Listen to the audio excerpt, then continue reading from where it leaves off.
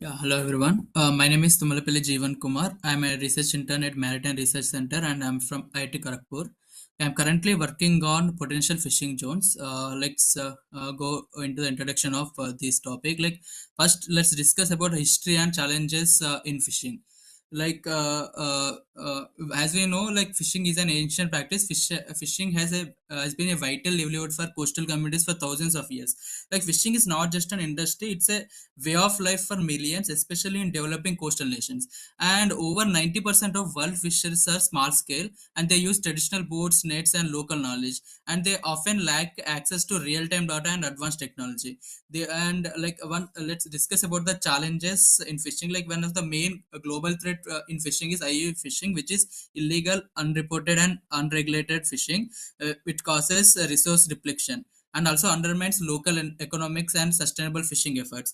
IU fishing is like a silent predator, it's take away resources that local communities depend on. And another challenge is climate change impact. Rising sea surface temperatures shift fish habitats, and also ocean acidification and extreme events reduce marine productivity. Okay, to all these issues highlight the importance of innovation to data-driven tools like PFZ advisories. So that's why we are going to do this project. Uh, let's look into the problem statement. This mainly focus on need for sustainable fishing. The main three stakeholders are people, economy, and nature. People in this case are fishermen. They rely on fishing as their primary livelihood, and they often lack timely information on productive fishing zones. And like these PFZ advice can help them reduce effort and increase catch, ensuring better income safety. And coming to the next stakeholder, like it is economy. According to the data, India exports around 63,000 plus crore worth of seafood annually. But incorporating this efficient fishing can bring us high exports and also boost GDP and also create jobs. And these PFJ reduce cost per catch and also enhance economic returns. And the next stakeholder is nature. Like overfishing in some low catch zones leads to habitat destruction and also ecological imbalance, and these PFZs can help targeting high density zones and enable eco-friendly practices. And these three stakeholders, fishermen, government, and nature, are like interlinked stakeholders. Our solution will integrate all these stakeholders for a sustainable future in fishing. Coming to the development process of our project, this involves four stages. One is ideation. In this ideation we basically define the core challenge of making fishing more sustainable across people, economy, and nature. And the main idea is to focus on identifying yield fishing patches that can readily communicated to end users like fishermen. And the next stage is literature review. We thoroughly go through the research paper, existing scientific work, and understand environmental parameters like sea surface temperature, chlorophyll, and sea surface height, and identify the gaps present. And also, we model a framework to predict fish stock potential in specific ocean patches using real-time data. After developing a model, we will simulate and validate this model through a data simulations, which results are compared with real world patterns, and patches are classified based on prediction yields. And after validating, we go on deploying and also take feedback from the end users like fishermen. And coming to the parameters, while after reviewing some existing research papers, we concluded some important parameters for PFZ prediction. Some of the main parameters are: one is sea surface temperature. It basically indicates thermal vents and upwelling zones where fish aggregate. And the most of the papers identified that SST gradients, like fish prefer SST gradients around 0.3 to 0.5 degrees Celsius. And the next important parameter is chlorophyll concentration. It will act as a proxy for phytoplankton, which is considered as a food for fish. And this fish density is higher in areas with 0.3 to 1 mg per meter cube chlorophyll concentration.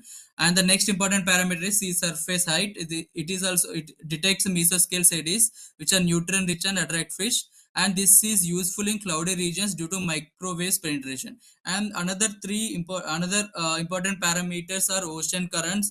Ocean currents drive it will drive nutrient transport and fish movements. and also sea surface salinity and wind speed also important parameters. And coming to some let's discuss some existing models on this PFZ identification.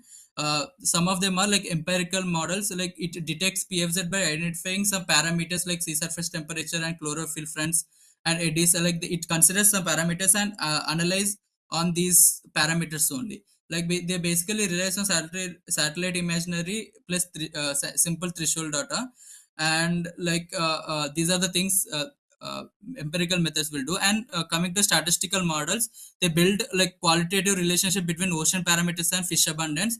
Examples of these statistical models are multiple linear regression and generalized adaptive models. Here we can see the graph of a multiple linear regression model, which is plotted observed catch versus predicted catch. And going to the machine learning and deep learning models, basically machine learning and deep learning models are computational systems that takes environmental parameters like sea surface temperature, chlorophyll, and they take parameters as input and output predictions of PFZ locations.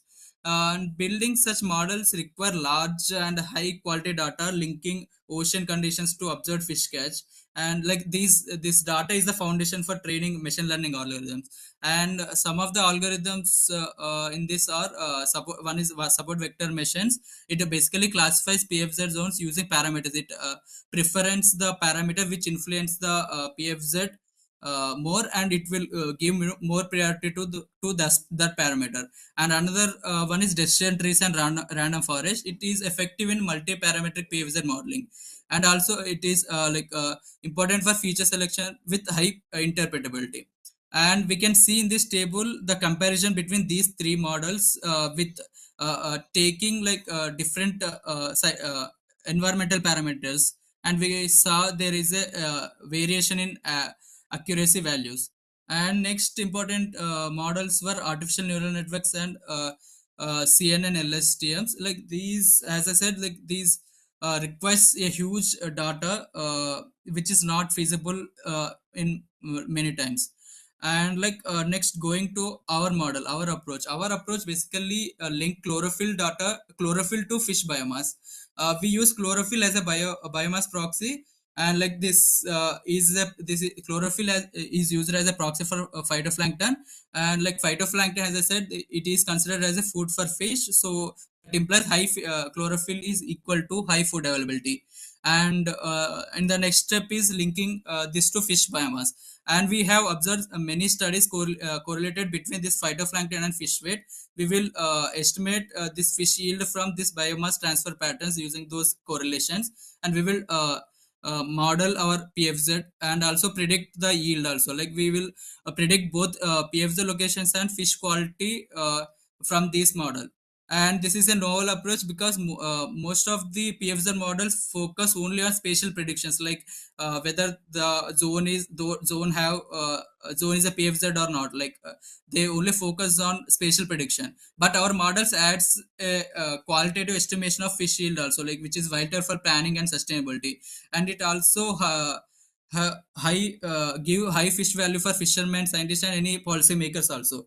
And as I said, traditional models depend heavily on ground truth sampling, which is resource intensive and often limited in spatial or temporal coverage. But our approaches uses controlled experimental setup, leveraging correlations between parameters, we are linking chlorophyll to biomass to predict fish availability without extensive field sampling.